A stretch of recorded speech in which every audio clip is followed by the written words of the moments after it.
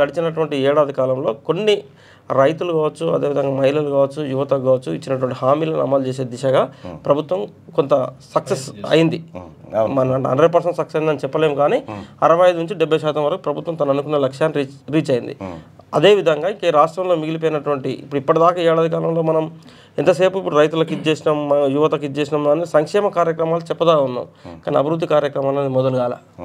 మన ఎందుకంటే ఇప్పుడు ఉన్నటువంటి ఆర్థిక వ్యవస్థతో సంక్షేమ కార్యక్రమాలని సరి చేయడమే సరిపోతుంది. అంటే ఇప్పుడు కూడా చెప్తున్నాను, నేను ఏమంటున్నా అంటే ఇది సరే గ్రామీణ ప్రాంతంలో ఉన్నటువంటి గ్రామీణ ప్రాంత ప్రజలకు ప్రభుత్వం చేపట్టినటువంటి కార్యక్రమాలు కొంత గ్రౌండ్కి రీచ్ అయినాయి.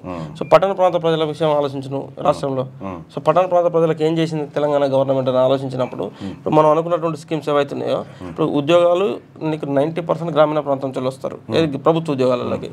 ఇప్పుడు రైతులకు సంబంధించింది గ్రామీణ ప్రాంతమే పూర్తిగా. తర్వాత అదేవిధంగా మహిళలు అంటే ఎక్కువ ఈ గ్రూపులు వెల్ఫేర్ సికిల్ఫేర్స్ అంతా కూడా గ్రామీణ ప్రాంతాలకు సంబంధించి ఉంటుంది. సో మనం చేసినటువంటి 200 యూనిట్లకు సంబంధించి కూడా ఆల్మోస్ట్ ఆల్ ఎక్కువగా వాళ్ళే వాడుతూ ఉంటారు. ఎందుకంటే పట్టణ ప్రాంతాల్లో 200 పైన యూనిట్సే ఉంటాయి. ఎందుకంటే పట్టణ ప్రాంతాలకు రాగానే విద్యుత్ అనేది కంప్లీట్గా కూడా 1 month యూనిట్ ఉంటుంది, గ్రామీణ ప్రాంతాల్లో 2 months యూనిట్ ఉంటుంది. స్లాబ్స్ కూడా రేట్స్ కూడా. సో ఇచ్చినటువంటి సంక్షేమ పథకాలు ఆల్మోస్ట్ ఆల్ ఒక గ్యాస్ సిలిండర్ మినహాయిస్తే, గ్యాస్ అనేది పట్టణంలో వచ్చింది, పల్లెలో వచ్చింది.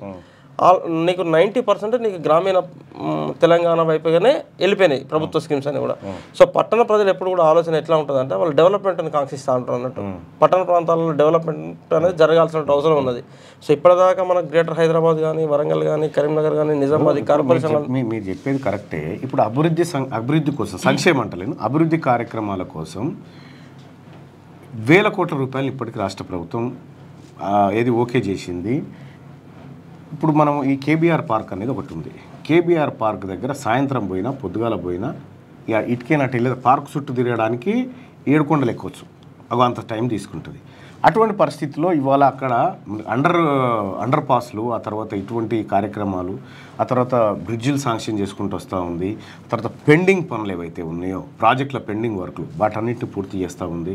వాటన్నిటిని ఏ పని కూడా ఆగట్లేదు. ఇప్పుడు నేను ఇప్పుడు గతంలో ఈ మనం క్యూన్యూస్కి నేను రెగ్యులర్గా అప్ డౌన్ చేయబట్టి 3 years అవుతుంది. 3.5 years నుంచి వరంగల్ నుంచి ఆల్మోస్ట్ ఆల్ మంత్లీ 4-5 times అని వచ్చిపోతూ ఉంటాను. నేను 3.5 సంవత్సరాల క్రితం ఎక్కడ ఈ బార్డర్లో స్టార్ట్ అవుతాయి కదా, స్టార్ట్ అయిన దగ్గర నుంచి ఉప్పల వరకు చూసినప్పుడు 3.5 సంవత్సరాల క్రితం చూసినప్పుడు ఎట్లా ఉందో ఇప్పుడు చూస్తే కూడా గట్లే ఉన్నది. కొత్తగా జరిగింది ఏం కనవాలి నాకు. అంటే నేనేం చూస్తా, రోడ్డు పండు పోయేటువంటి ఒక నా సైకాలజీ ఏముంటుంది జనరల్గా అంటే, అరే ఇవి ఇప్పుడు ఏమంటారన్నా దాన్ని ఆ పిల్లర్లు, అరే పిల్లర్లు ఇది 3.5 పిల్లర్లే కనబడుతున్నాయి తప్ప దాని మీకు ఎందుకు వస్తారో చెప్పని ఆలోచిస్తాను నేను. ఇది ఒక వరంగల్ ఇది వాస్తవానికి ఇది ఒక కేంద్ర ప్రభుత్వ స్కీము. దాంట్లో భాగంగా వచ్చింది. దాని మీద మంత్రి కోమటిరెడ్డి వెంకటరెడ్డి గారు స్వయంగా వచ్చి ప్రత్యక్షంగా చూసి కాంట్రాక్టర్కి హెచ్చరిక చేసి చేస్తావా వెళ్ళిపోతావా అనేటువంటి హెచ్చరిక కూడా చేయడం జరిగింది. కాంట్రాక్టర్ల నిర్లక్ష్యమే తప్ప ఇది ప్రభుత్వ నిర్లక్ష్యం కాదు. గతంలో ఉన్నటువంటి ప్రభుత్వాలు కొంత నిర్లక్ష్యం చేయొచ్చు, ఆ నిర్లక్ష్యాన్ని కాంగ్రెస్ పార్టీ కొనసాగించదు. రెండోది ఏంటంటే కీలకమైనటువంటి అంశం ఏంటంటే తెలంగాణలో కాంగ్రెస్ ప్రభుత్వం ఏర్పడిన తర్వాత రియల్ ఎస్టేట్ పూర్తిగా పడిపోయింది అనేది ఒక లెక్క ఉన్నది. అవాస్తవం, పడిపోయింది, అది అవాస్తవం. సో రియల్ ఎస్టేట్ మీద ఆధారపడేటువంటి నిరుద్యోగ యువత ఏదైతే ఉన్నారో అడుగు సో పూర్తిగా పడిపోయింది అనేటువంటి లెక్క ఉన్నది, స్తబ్దుగా ఉన్నది. ఆ రియల్ ఎస్టేట్ మీద డిపెండ్ అయినటువంటి కొన్ని 100 లక్షలాది కుటుంబాలు ఇబ్బందులు పడుతూ ఉన్నాయి. అడుగు తెలంగాణ అడగనా హైదరాబాద్ అడగనా? తెలంగాణ అడుగు. తెలంగాణ రాష్ట్రంలో రియల్ ఎస్టేట్ పరిస్థితి ఎలా ఉంది?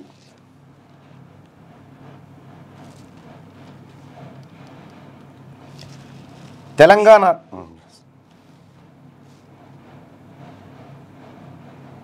ఏమన్నా గ్రౌండ్ రియాలిటీ తెలుసు కదనే మాకు.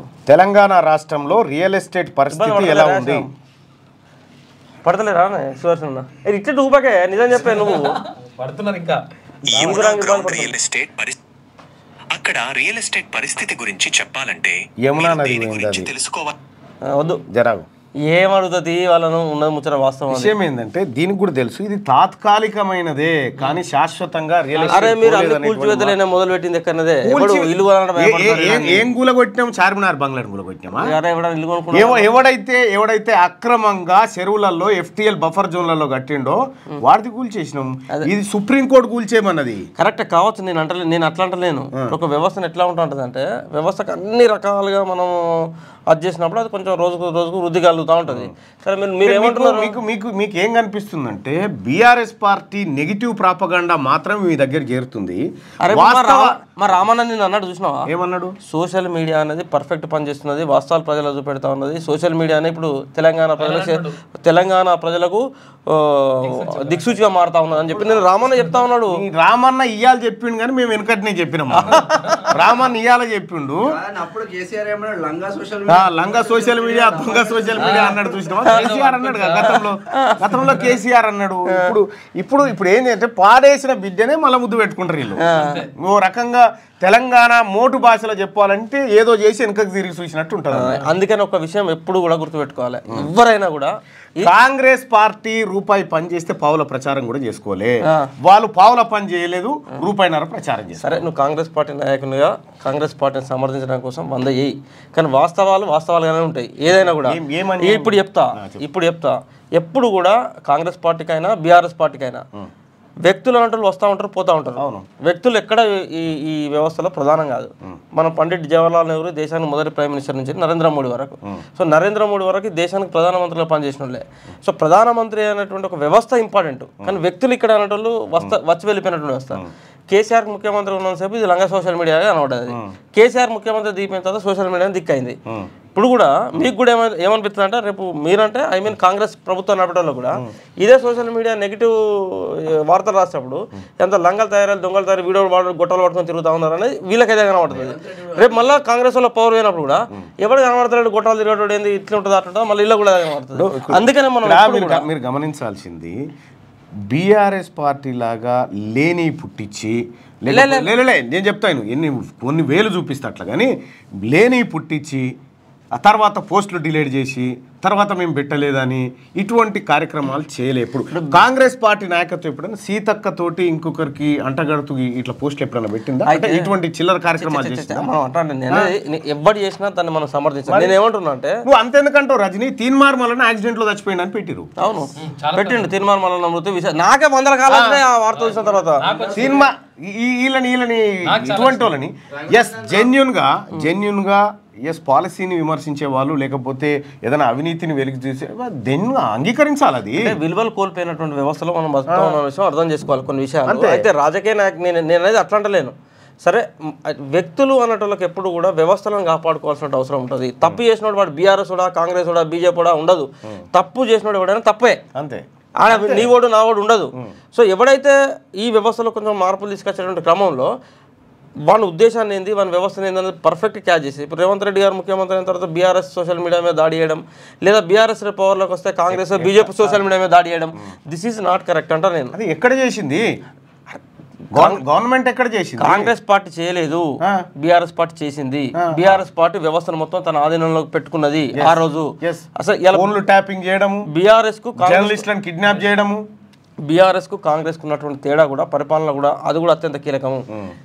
అసలు ఉద్యమాల నేపథ్యం ఉన్నటువంటి తెలంగాణ వ్యవస్థను పూర్తిగా కూడా అదిమి పెట్టి కేసీఆర్ ఏమనుకున్నాడంటే నేను మాత్రం దారి చూపెట్టగలుగుతా, వీళ్ళంతా నా దారిలో వచ్చేటువంటి గొర్రెలు, నేను దారి తీసుకుపోయేటువంటి సింహాన్ని అనుకున్నాడు కేసీఆర్. కానీ ఆ గొర్రెలు అనేది ఎప్పుడు మేము గొర్రెలం కాదురా అవకాశం కోసం ఎదురు చూసినాయి. టైం వస్తే ఆ సింహాన్ని గొర్రెలు కలిసి తిన్నాయి. అది కేసీఆర్కి ఇప్పుడు అర్థమైంది. సో అందుకని ఎప్పుడు కూడా అధికారం అనేది టూ డేంజర్. అధికారంలో ఉన్నప్పుడు నేను రాజును అధికారం అనేది అద్దాల మేడ అవతల రాయిస్తే అది అర్థం.